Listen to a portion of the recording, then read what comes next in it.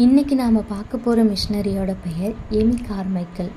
இந்த Amy Carmichael 1867 வருஷம் வட அயர்லாந்தில் டிசம்பர் 16 டேவிட் கேத்ரின் கார்மைக்கல் தம்பதியினருக்கு மகளாக பிறந்தாங்க. சங்கீத புஸ்தகத்திலிருந்து பாடல்கள் பாடுவதையும் குடும்ப ஆராதனையையும் 10 கட்டளைகளையும் பின்பற்றுவதையும் தீவிர வழக்கமாக கொண்டிருந்த பக்திமிக்க குடும்ப பாரம்பரியத்தை சேர்ந்தவங்க தான் இந்த எமி. 1885 இவங்களுடைய தந்தையினுடைய மறைவுக்கு பின்பாக எமியினுடைய படிப்பும் முடிவுக்கு வந்துச்சு. குடும்பத்தில் தனக்கு இளையவர்களாக இருந்தவர்களை கவனிக்கிறதுலையும் ஓவியம் வரைகிறதுலையும் எமி மிகவும் கவனம் செலுத்தினாங்க.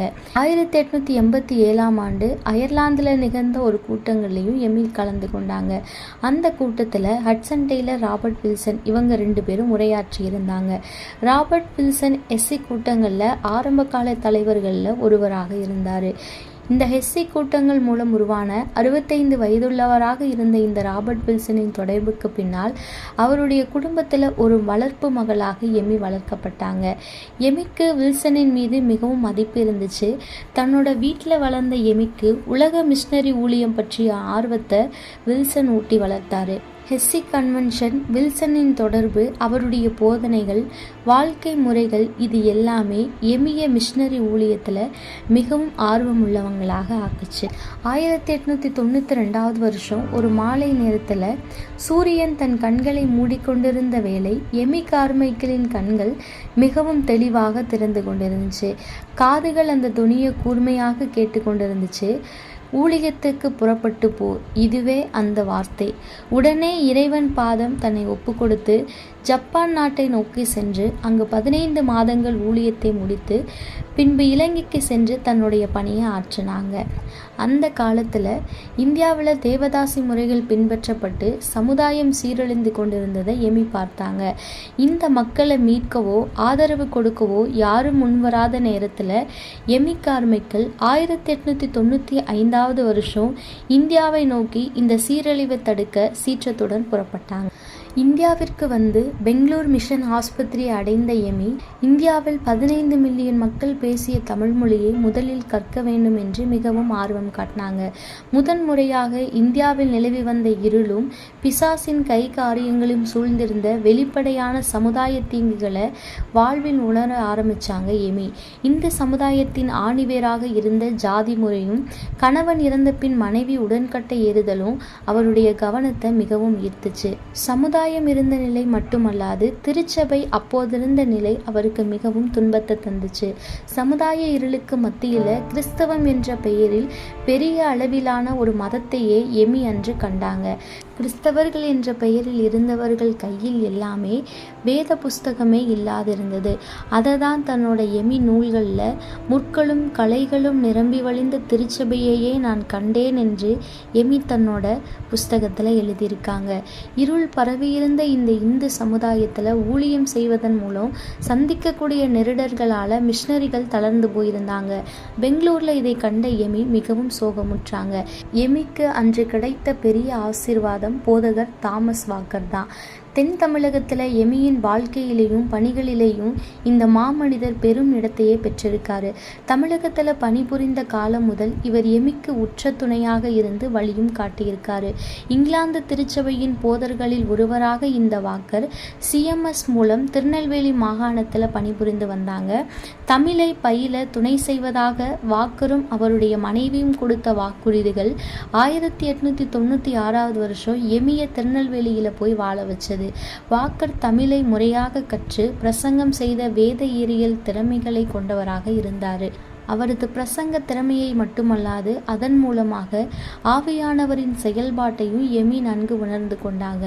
அன்று வாக்கர் தமிழகத்தில் பணிபுரிந்த கிறிஸ்தவ பிரிவே இன்றைக்கு CSI பிரிவாக இயங்கி வருகிறது. 1904 வருஷம் 8 வருடங்களுக்கு வாக்கர் எமியின் வழிகாட்டியாக பல விதங்களில் துணையாக இருந்து வந்தார். வாக்கரின் மனைவியின் உடல்நலம் கடுமையாக மிகவும் பாதிக்கப்பட்ட போது வாக்கர் மனைவியோடு இங்கிலாந்து போக வேண்டியதாய் இருந்தது. அதற்கு பிறகு எமி தனியாகவே தன் பணியை தொடர ஆரம்பிச்சாங்க. வாக்கரோடு இருந்த காலங்களில் எமிக்கு நல்ல பாதுகாப்பு இருந்தது மட்டுமல்லாம அவர் வாக்கரிடம் கற்றுக்கொண்டவைகள் அநேகமா இருந்துச்சு. ஆரம்பத்தில் வாக்கரோடு சுவிசேஷ பணிகளுக்கு போய்கொண்டிருந்த எமியோட கவனம் குழந்தைகள் மீது திரும்ப ஆரம்பிச்சது. அதற்கு காரணம் ஒரு 7 வயதுள்ள சிறுமி. அவள் பெயர் பிரினா. அவள் எமியை பற்றி கேள்விப்பட்டு அவரை தேடி பல தூரங்களை கடந்து ஓடி வந்தா. கடவுளுக்கு திருமணம் செய்து வைப்பதற்காக அவளுடைய பெற்றோர்கள் அவளை கோயிலுக்கு அர்ப்பணிச்சிருந்தாங்க. அதை விரும்பாத சிறுமி எமியை தேடி வர்றா. ஏற்கனவே சில தடவைகள் கோயிலிலிருந்து தப்ப முயற்சித்திருந்த அவள் கண்டுபிடிக்கப்பட்டு தீச்சூடு போடப்பட்டா. இப்போது அவள் எமியிடம் தஞ்சம் அடைந்திருந்தா. இந்த கொடூரமான சமுதாய இழிவே எமியை குழந்தைகளை காப்பாற்றி வளர்க்கும் பணியில வழி நடத்துச்சு. அந்த காலத்துல சிறுமிகளாக இருந்த பெண் குழந்தைகளை கோயிலுக்கும் சாமிக்கு திருமணம் செய்து கொடுக்கும் வழக்கம் இருந்தது.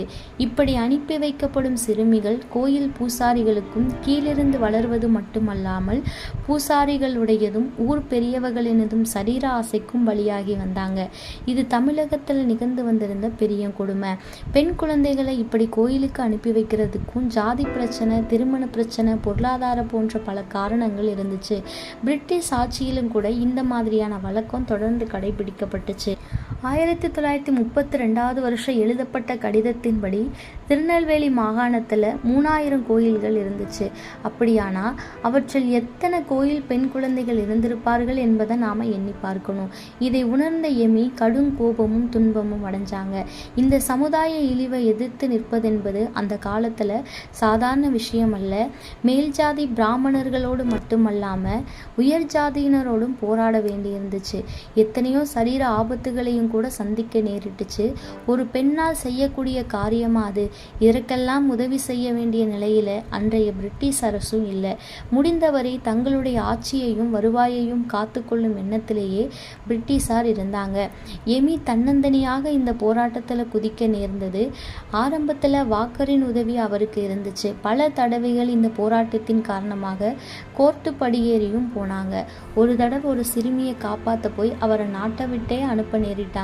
1901 ஆரம்பிச்சு 1904 எமி 17 குழந்தைகளை இந்த கொடுமையிலிருந்து காப்பாத்திருக்காங்க. இந்த குழந்தைகளை பராமரிக்கிறதுக்கான இடத்தை தேடிய போதுதான் டோனாவூர் கண்டுபிடிக்கப்பட்டது.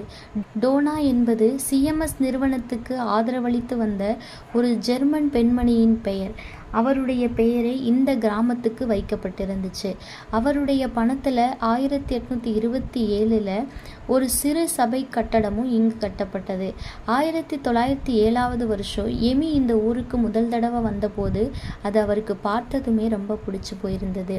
இறுதியில் டோனா ஊரே எமியின் நிரந்தர வாழ்க்கையாகவும் மாறுச்சு. அங்கு 3 அறைகள் கொண்டதாக இருந்த சிறு வீட்டில் வாக்கர் தம்பதியினரின் துணையோடு தான் காப்பாற்றிய பிள்ளைகளை வளர்க்க ஆரம்பிச்சாங்க எமி. அதுவே பின்பு வளர்ச்சியடைந்து டோனாவூர் ஐக்கியமாக 1000க்கும் மேற்பட்ட சிறுமிகளும் சிறுவர்களும் இருந்து வளர்ந்து எமியின் கண்காணிப்பில் கல்வி பயின்ற நல் ஊழியமாக இருந்துச்சு. சிறுமிகள் மற்றும் பெண்களை போன்று சிறுவர்களும் ஆலயங்களுக்கு படைக்கப்பட்டு நாடக கம்பெனிகளுக்கும் விலைக்கு விற்கப்பட்டாங்க. இத்தகைய ஒழுக்கமற்ற வாழ்க்கையை தடுக்கவே 1926 வருஷம் டோனாவூர் ஐக்கியத்தை நிறுவனாங்க. எமி கார்மைக்கல் அம்மையார் அவர்கள் திக்கற்றவர்கள், விதவைகள், துன்பப்படுவோர், ஒழுக்கம் கெட்டவர்கள், ஆதரவற்றோர் போன்றவர்களுக்கு புகலிடம் தந்து அவர்களுக்கு கிறிஸ்துவின் அன்பை செயல் வடிவத்திலையும் காட்டினாங்க. இந்த அன்பை நட்சத்திரம் கூட்டம் என்றும் அழைச்சாங்க. இன்றும் டோனாவூர் ஐக்கியம் 1000க்கும் மேற்பட்டோருக்கு வாழ்வளித்து வருகிறது.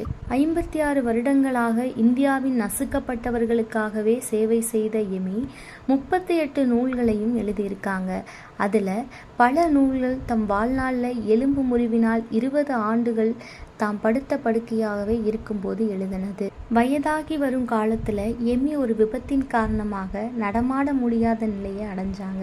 இறுதியில் தன்னோட 83வது வயசுல 1951 வருஷம் ஜனவரி 18ஆம் நாள் எமி கர்த்தருடைய பாதத்தை அடைஞ்சாங்க. எமி தன்னுடைய வாழ்வுல அன்பு கூறாமல் கொடுக்க முடியும், ஆனா கொடுக்காமல் அன்பு கூற முடியாது கூடாது என்ற வார்த்தையை உள்ளடக்கி தன்னுடைய சேவைகளை செய்து முடிச்சாங்க.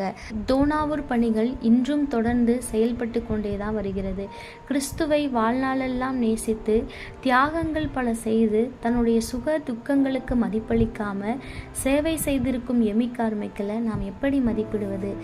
பூ போன்ற குழந்தைகளை அதன் கோரமான அரக்கத்தனத்திலிருந்து காப்பாற்றி வளர்த்த சமூக சேவையை எமி தனியொருவராக பல்வேறு எதிர்ப்புகளுக்கு மத்தியில் செஞ்சாங்க. சமூக பணியை கிறிஸ்தவர்கள் அல்லாதவர்களும் செய்யலாம், செய்தும் வர்றாங்க. ஆனால் எமியின் சமூக தொண்டு கிறிஸ்துவில் அவர் வைத்திருந்த அன்பினால் உருவான தன்னலமற்ற தொண்டு. தமிழ் சமூகத்தில் நிலவி வந்த அகோர தீங்க, குழந்தைகளுக்கு இழைக்கப்படும் கொடுமையை வெறுத்து ஆபத்துகளை துச்சமாக எண்ணி குழந்தைகளை அவர் காப்பாற்றி பாதுகாத்தார். கிறிஸ்துவின் அன்பு மட்டுமே ஒருவரை இதை செய்ய வைக்கும். கிறிஸ்துவின் அன்பு சமுதாய கோரங்களை, பண்பாட்டு சீரழிவுகளை பார்த்து கண்ணை மூடிக்கொண்டிராமல் தன்னலமற்ற ஒருவர் அவற்றிற்கு எதிரான நடவடிக்கைகளை எடுக்க வைக்கும். அந்த விதத்தில் எமி சமுதாய பாதுகாப்பற்ற நிலையில் இருந்த குழந்தைகளை மீட்டு வளர்த்து வாழ்வளித்தது கிறிஸ்துவ அன்பின் காரணத்தினால்தான். அத்தகைய இருதயம் நமக்கும் இருக்க வேண்டும். ஆமேன்.